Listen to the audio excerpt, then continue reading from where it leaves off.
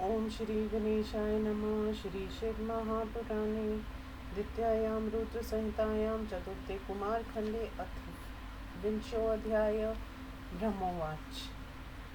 हिंदी अनुवाद। ब्रह्मा जी ने कहा, इस समय विश्व रूप प्रजापति शिव पार्वती के इस निश्चय को जानकर मन में प्रसन्न हुए।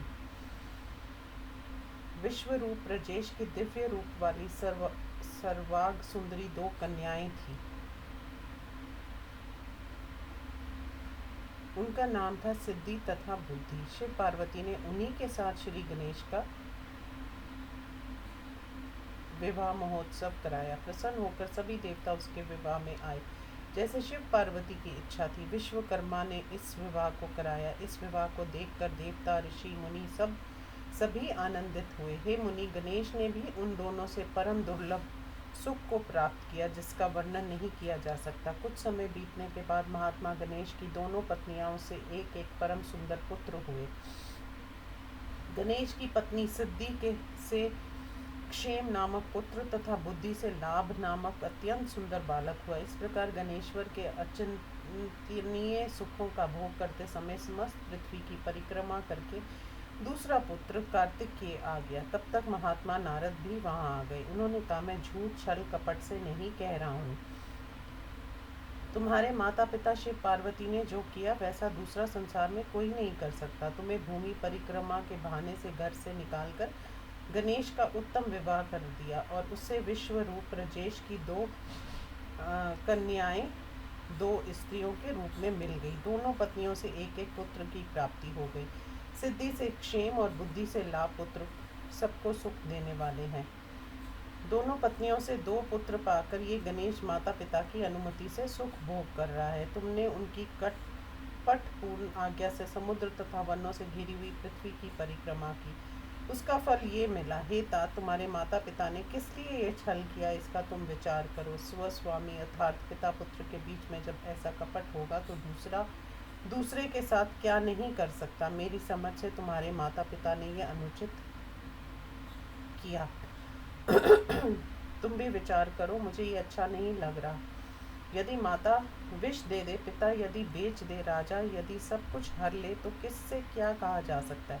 जिसने भी ये अनर्थकारी कार्य किया है, तात शांति चाहने वाला उसका मुख भी न देखे। ये नीति वेदों, शास्त्रों तथा स्मृतियों में कही गई बात है। तुम्हारी जैसी इच्छा हो वैसा करो। ब्रह्मा जी ने कहा, हे नारद, शिव जी की मानसिक इच्छा के अनुसार तुम कुमार से इतना कहकर चुप हो गए।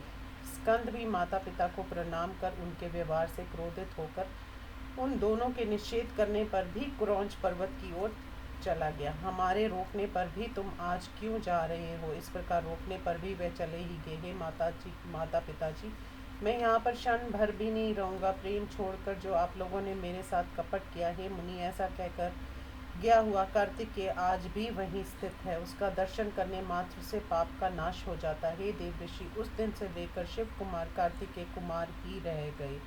सुखदायक उनका ये नाम तीनों लोकों में प्रसिद्ध है। वह सब पापों का नाशक, पुण्य तथा ब्रह्मचार्य को देने वालों में उत्तम है। कार्तिक पूर्णिमा के दिन देवता ऋषि अपने शिष्यों के साथ कुमार का दर्शन करने के लिए जाते हैं।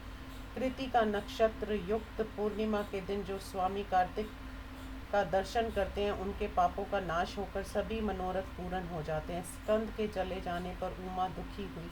तब उन्होंने दुखी होकर शिवजी से कहा, आप मेरे साथ वहाँ चलिए। पार्वती को सुखी करने के लिए शिवजी आशंक रूप से वहाँ गए। वहाँ मल्लिकार्जुन नामक ज्योतिर्लिंग विराजमान है। आज भी शिवा के साथ वहाँ शिवजी विराजमान है, जो अपने भक्तों की कामनाओं की पूर्ति करते हैं और सज्जनों के रक्षक हैं। कुमार ने पार्वती के साथ शिवजी को आया जानकर विरक्त होकर दूसरी जगह जाना चाहा। तब देवताओं तथा मुनिजनों ने दूर से प्रार्थना की, तो भी वे 3 योजन दूर जाकर रहने लगे। पुत्र स्नेह से व्याकुल होकर शिव पार्वती प्रत्येक पूर्णिमा को हे नारद वहाँ जाते थे।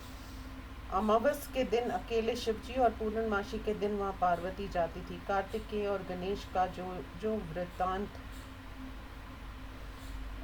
तुमने पूछा, वह सब मुनिवर मैंने तुमसे कह दिया है। इस वृत्तांत को सुनकर मनुष्य सभी पापों से मुक्त हो जाता है। इच्छित सभी शुभ कामनाएं सदा उसे प्राप्त हो जाती हैं। इस कथानक को जो पढ़ता है या पढ़ाता है, सुनता है या सुनाता है, उसकी सब कामनाएं पूर्ण हो जाती हैं, इसमें संदेह नहीं करना चाहिए। ब्राह्मण ब्रह्मा वर्चस्वी, क्षत्रिय विजयी, वैश्य धन से संपन्न और शूद्र सुखी हो जाता है। रोगी रोग से तथा भयभीत भय से छूट जाता है। भूत प्रेत आदि की पीड़ा से सभी मनुष्य पीड़ित नहीं होते। ये कथानक पाप नाशक, यश को देने वाला, सुख तथा आयु को बढ़ाने वाला है। इससे सुनने से सुख की प्राप्ति और पुत्र पौत्र आदि का लाभ देने वाला है। ये मोक्ष को देने वाला, उत्तम शिव संबंधी ज्ञान को देने वाला, शिव पार्वती से प्रेम कराने वाला तथा शिव भक्ति को बढ़ाने वाला है। मोक्ष प्राप्ति के इच्छुक भक्त से सुने। ये शिव से अभिन्नता स्थापित कराने वाला, सदा शिवमय एवं कल्याणकारक है। इस प्रकार श्री शिव महापुराण में गणेश विवाह वर्णन नामक 20वां अध्याय समाप्त। ओम नमः शिवाय।